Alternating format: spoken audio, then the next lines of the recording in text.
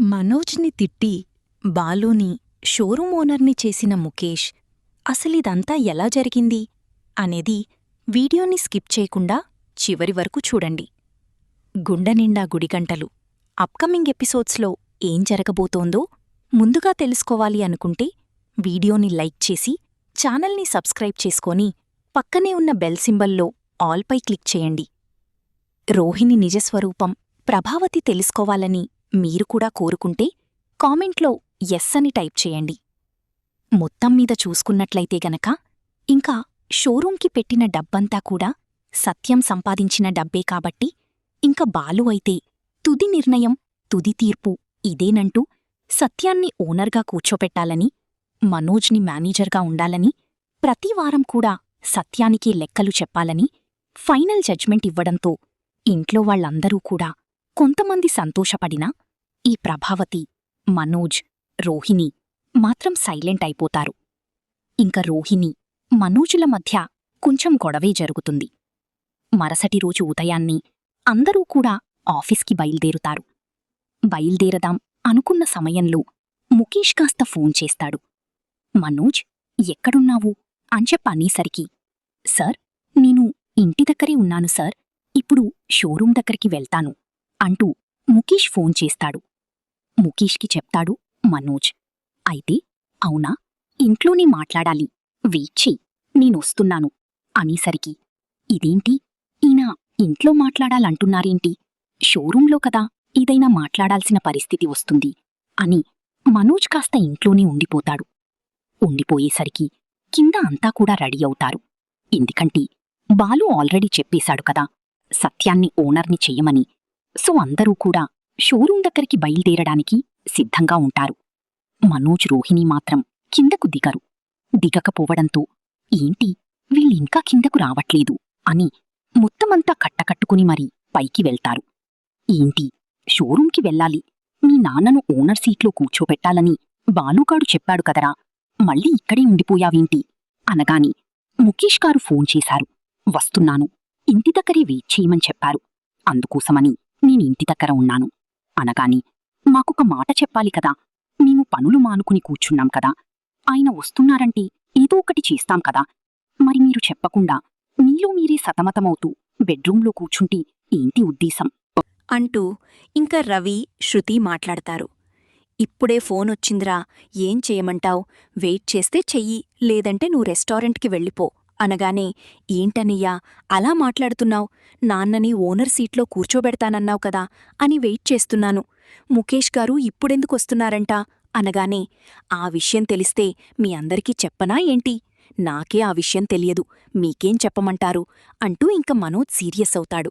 సరేరా, దా హాల్లో కూర్చుందామని అందరూ కూడా హాల్లోకొచ్చి కూర్చుంటారు.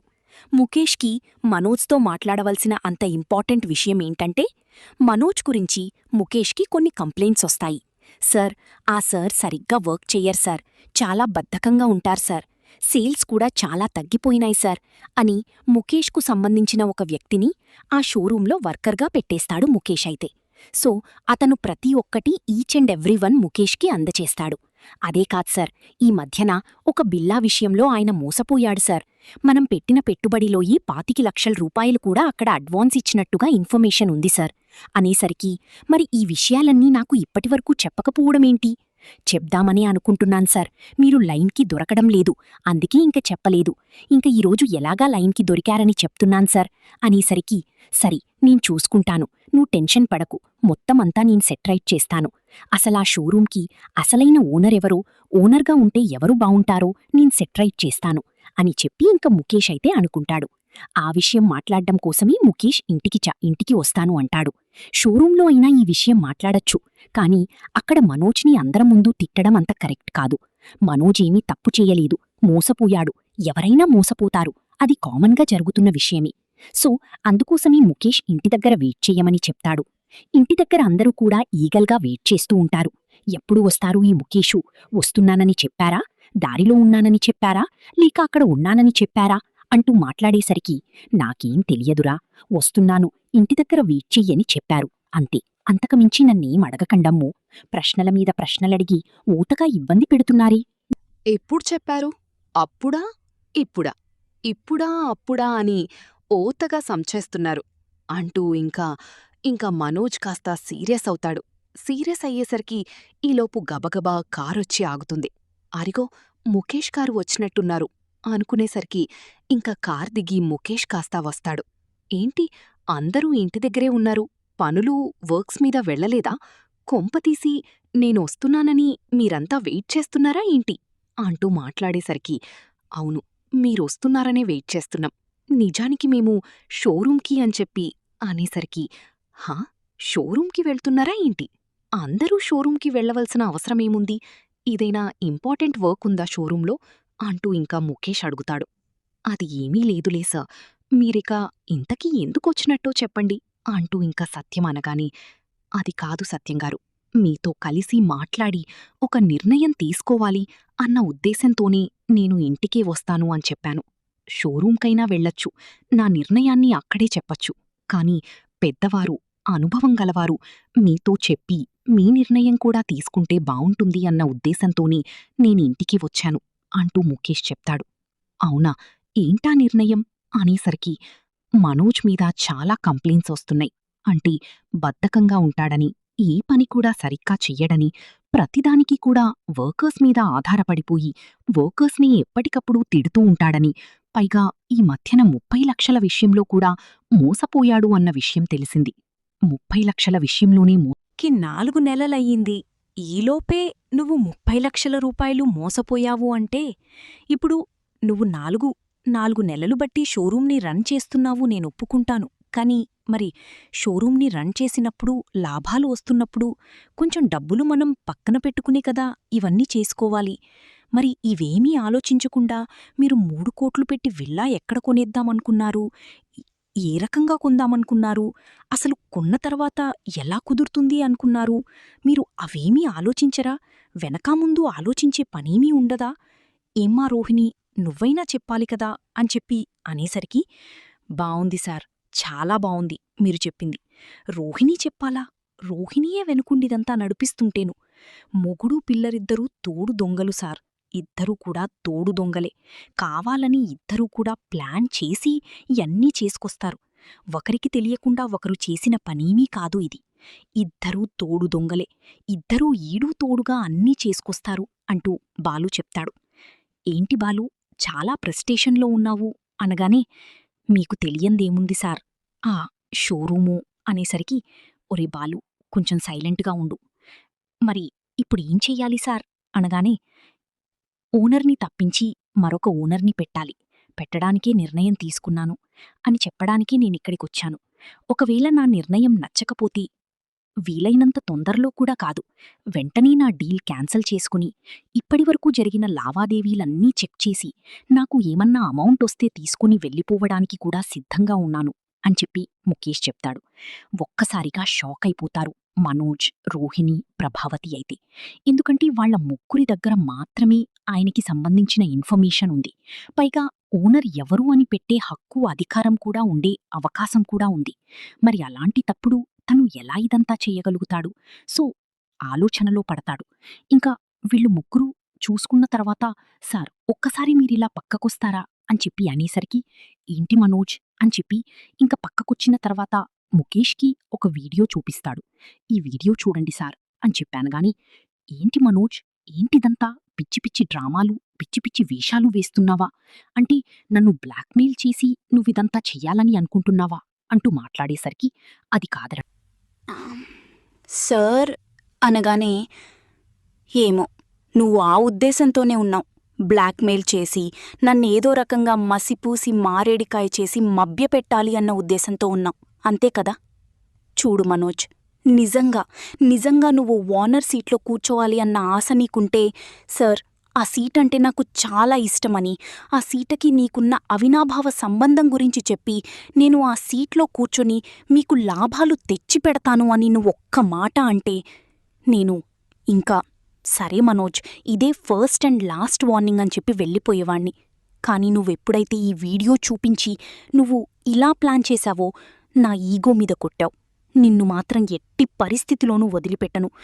ఓనర్ సీట్లో నువ్వు కూర్చోడానికి వీలే లేదురా అని చెప్పి ఇంకా వాళ్ళద్దరూ కూడా హాల్లోకి వచ్చేస్తారు.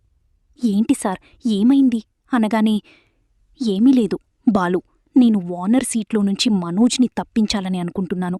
మనోజ్ కాదు కూడదంటే ఇప్పటికే ఈ డీల్ క్లియర్ చేసి క్యాన్సల్ చేసేసి నేను వెళ్ళిపోతాను అనేసరికి, అది కాదు సార్, ఇప్పుడు అసలు మీ మనసులో ఓనర్ని ఎవరిని చెయ్యాలని ఉంది అంటూ మాట్లాడేసరికి, నా మనసులో ఓనర్ని సమర్థుడు, చదువుతో సంబంధం లేకుండా తన టాలెంట్తో ఇంతవరకు వచ్చిన బాలూనే ఓనర్ని చెయ్యాలి అన్న ఉద్దేశమైతే నాకుంది అనేసరికి ఒక్కసారిగా అందరూ కూడా చాలా చాలా సంతోషపడిపోతారు. సార్, అది నేను, మా నాన్న అనేసరికి ఇంకా సత్యం మనోజ్ నోరిని మూసేస్తాడు. నువ్వేం మాట్లాడకు, సైలెంట్గా ఉండు అని చెప్పి ఇంకా సైలెంట్ చేస్తాడు. ఏంటి మనోజ్, ఏమంటున్నావు అని చెప్పాను. సరే, ఏంటి బాలు, ఏమంటున్నావు అనగానే, ఏమీ లేదు సార్, ఏమీ లేదు. నేను ఓనర్ ఏంటి సార్, నేనేం చదువుకోలేదు. నేను చదువుకోలేనప్పుడు ఇంకా ఓనర్ సీట్లో కూర్చొని ఏం లాభం అని చెప్పాను. కాని ఏంటి బాలు, ఎక్కడున్నావు నువ్వింకాను? చదువుకోలేదని చెప్తున్నావా? చదువుకి బిజినెస్కి సంబంధమేముందయ్యా? అందరూ బిజినెస్లు చేస్తున్నారు. బిజినెస్లు చేసేవాళ్లందరూ చదువుకోని చేస్తున్నారని అనుకుంటున్నావా ఏంటి? వాళ్ళేమన్నా డిగ్రీల మీద డిగ్రీలు మీ అన్నయ్యలా సాధించారనుకుంటున్నావా?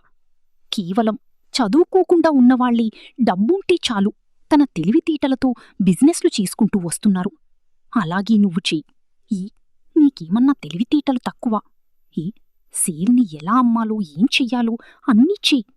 అయినా మనోజ్, ఈ షోరూం పెట్టడానికి కారణమే నువ్వంట కదా? ఈ షోరూం ఐడియా ఇచ్చి షోరూంని అప్పగించింది కూడా నువ్వేనంట కదా? ఈ షోరూం పాత ఓనర్ నాకు బాగా తెలుసు. ఇంతకు ముందు ఆయన్ని నేను 2-3 సార్లు మాతో కలిసి బిజినెస్ చెయ్యండి అని అడిగాను. లేదు సార్, నా కొడుకు అలా ఎవరితోనూ కొలాబరేట్ అవ్వద్దు అని చెప్పాడు. ఆయన నాకు బాగా తెలుసు. ఆయనే చెప్పాడు. బాలు అని ఆయనే తీసుకొచ్చాడు. అన్ని విషయాలు తనే మాట్లాడాడు. బాలు మంచితనం అది నచ్చి నేను కొంచెం అమౌంట్ తక్కువకే ఆ షాప్ మొత్తం ఇచ్చేశాను అని చెప్పి ఆ ఓనరే నాకు కలిసినప్పుడు చెప్పాడు అంటూ మాట్లాడేసరికి ఇంకొక్కసారిగా మనోజ్, రోహిణి, ప్రభావతి షాకైపోతారు. ఇప్పుడేమంటారు సార్? బాలూనే ఓనర్ని చేస్తాను అంటారా?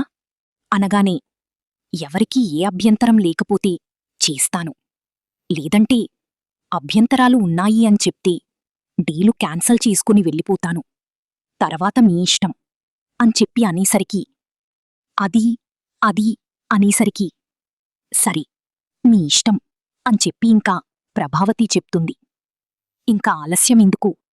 బాలు, వెంటనే వెళ్ళి ఈ కోటు వేసుకురా అని చెప్పి తనతో పాటు తీసుకొచ్చిన ఒక డ్రెస్ కవర్నైతే బాలు చేతికిస్తాడు. సార్, ఇప్పుడివన్నీ ఎందుకు అని చెప్పి బాలు మాట్లాడుతుండగానే, వెళ్ళు బాలు, వెళ్ళి వేసుకురా. నాకు అర్జెంటుగా వేరే చోట వేరే మీటింగ్ ఉంది బాలు. నేనక్కడికి వెళ్లాల్సిన పరిస్థితి వస్తుంది. ఇక్కడ పని పూర్తయిపోతే నేనక్కడికి వెళ్తాను. అందుకోసమని దయచేసి నువ్వు కోటు వేసుకురా బాలు అని చెప్పి ఇంకా ముఖేష్ చెప్పడంతోటి బాలు వెళ్ళి కోటు వేసుకొస్తాడు. చక్కగా ఇన్నావురా బాలు అని ఇంక సత్యమైతే దిష్టి తీసినట్టుగా వేలు ఇర్చుకుంటాడు. పదండి వెళ్దామని చెప్పానుగనా, సరేరా మీనా అని చెప్పి అందరూ కూడా బయల్దేరతారు. అదేంటి నాన్నా, చెప్పనివ్వేంటి? నిన్ను నేను కదా షోరూం ఓనర్ని చెయ్యాలనుకున్నాను, నువ్వేంటి నన్ని చేస్తున్నావు? ముఖేష్ గారికి మనం తీసుకున్న నిర్ణయం గురించి చెప్పుంటే ఆయన ఖచ్చితంగా ఒప్పుకునేవారు కదా, మరి నువ్వెందుకు ఇలా మాట్లాడుతున్నావు అంటూ మాట్లాడేసరికి, ఇంక మాట్లాడకరా, ఆయనకా విషయం కూడా ఏమీ చెప్పొద్దు, అర్థమవుతుందా? నువ్వు ఎందుకు పదే పదే అదే విషయం గురించి మాట్లాడి ఆయన ముందు ప్రస్తావిస్తావు? వదిలేసి, నువ్వీ వానర్వి కావాలని ఉంది, నాకు మనసులో అదే ఉంది. కాని నేను నా నిర్ణయాన్ని చెప్పలేకపోయాను. ఆ భగవంతుడే నా నిర్ణయాన్ని